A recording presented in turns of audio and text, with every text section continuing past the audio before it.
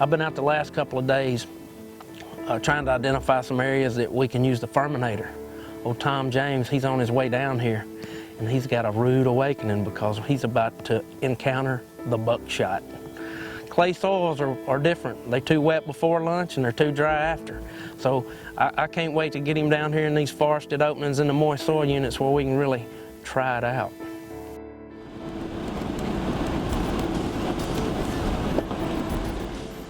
I'm on completely uncharted territory for me and the machine. So we're coming down here to see what it's going to do. I'm a little nervous because it's anytime you try something completely out of your comfort zone, it's out of my wheelhouse. So we're gonna see what happens when we get down there.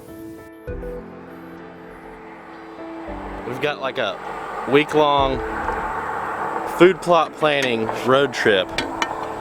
Illinois, Arkansas, back to Illinois. And we're trying to get the Firminator to Arkansas right now, but we had a blowout, axle slid back. Not a good deal. What happened, Tom?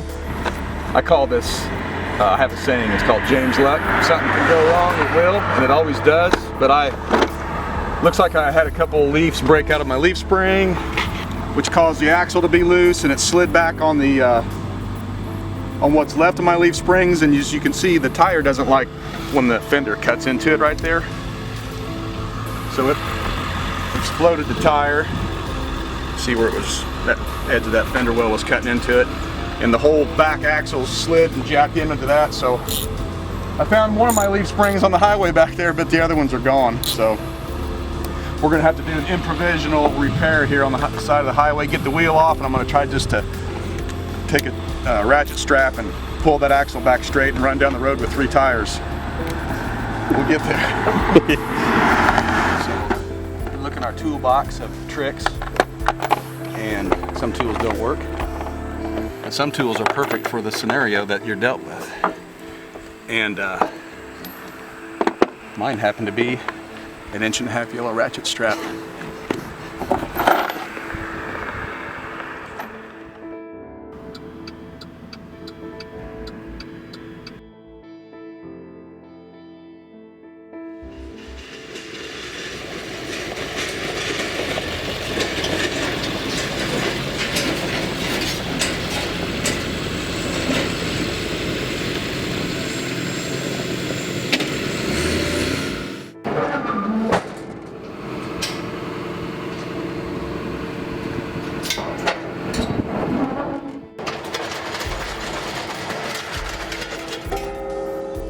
We had a little question. We was wondering if Jody was going to have enough tractor to pull this thing, and he pops out of the shed with this freaking monster.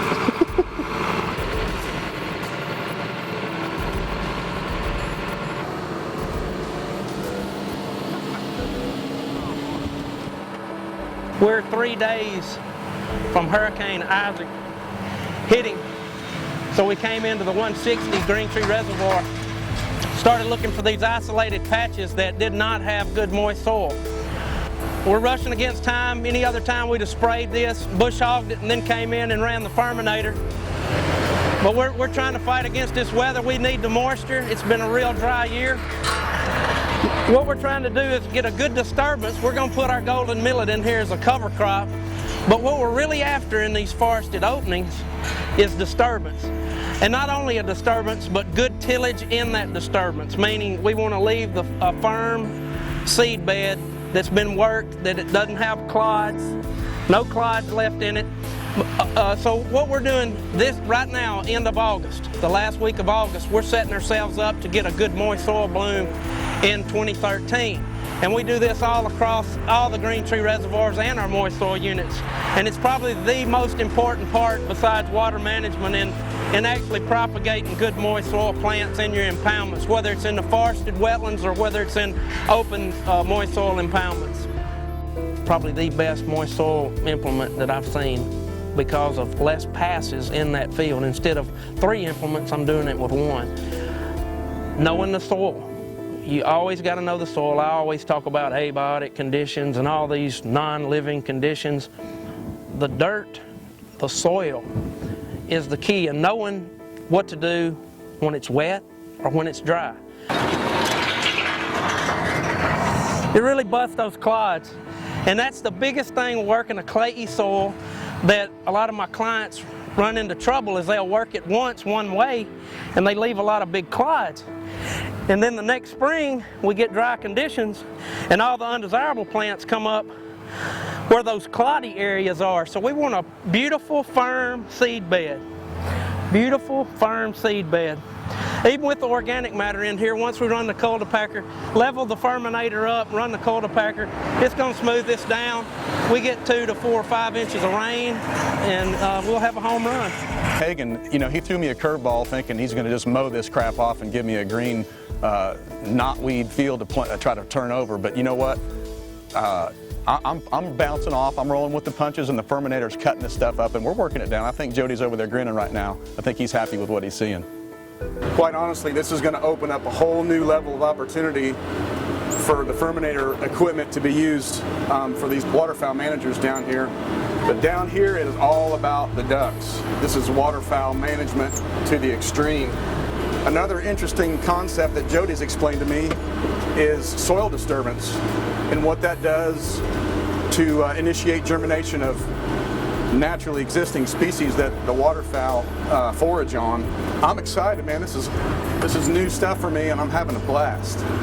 Also enjoying this big old green tractor.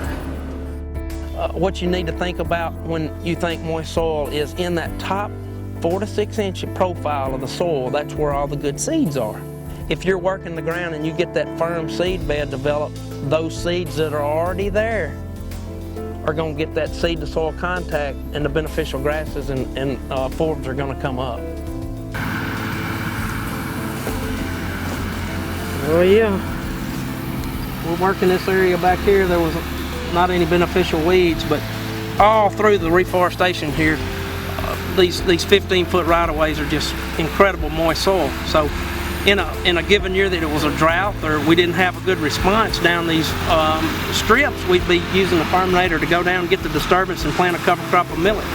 Here, again, most food that we could possibly want. That's what we're after. So this was poor. We set it back. We did the disturbance. We're putting a cover crop of millet. Out in the rest of the woods, we're seeing great response from the moist soil, so we're not going to do anything but come in October and mow it real close and put the food down on the ground.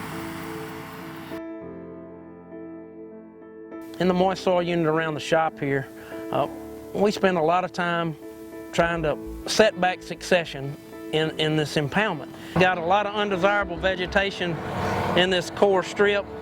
Water line's about where the Bermuda grass is.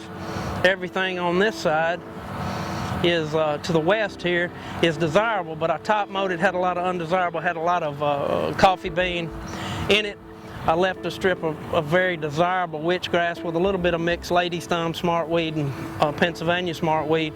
What I want everybody to understand is no area is too small to work inside one of these moist soil impoundments. If you've got only one impoundment, you better maximize every square inch of that impoundment. What we're doing with this disturbance is going to set us up for next year. So good water management and disturbance and knowing each individual weed patch, knowing what's good and what's bad and what to do at the certain time, you're learning to farm moist soil. What really opened my eyes to a whole new opportunity for the unit is the ability to manage your soils with existing seed bank. Things that we're trying to kill in the Midwest in our food plot, Jody is trying to encourage and grow down here. And the nicest thing about it is these are obviously naturally existing forages that the ducks rely on. They're already there in the ground, and with some proper manipulation of the soil with the equipment, you can encourage those things to grow and inspire those things to appear at different times of the year and get that successional attraction for his waterfowl down here. Those are things that most of us guys don't ever think about. I think the major issues that most landowners encounter is they don't know what's good or what's bad. And that's what we're always trying to bring through the management advantage is what's good and what's bad and what to do. I've seen people disc up 2,000 pounds to the acre moist soil to plant something. and that makes no sense economically or for the ducks. The limiting factor in the Mississippi Flyway is herbaceous marsh or moist soil. So why, if you're the limiting factor in the landscape, why would you not want to grow weeds? Why would you always want to be the guy with the cornfield?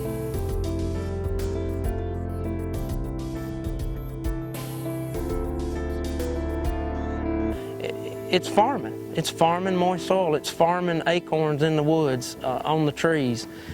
It's living and dying management.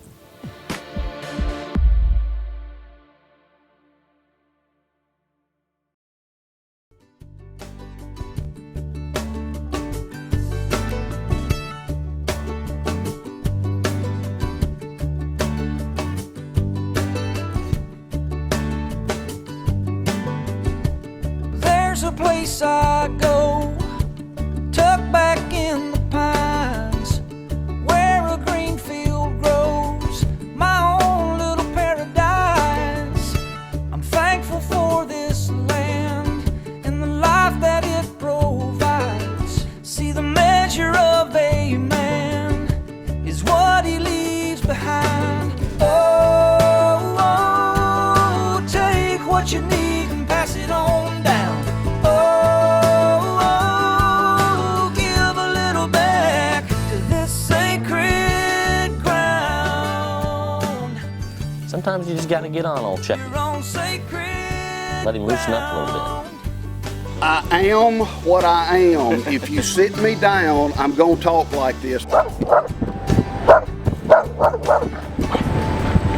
trails in pine plantations, nothing can be better. That'd have been good if he hadn't have just bulldozed the camera.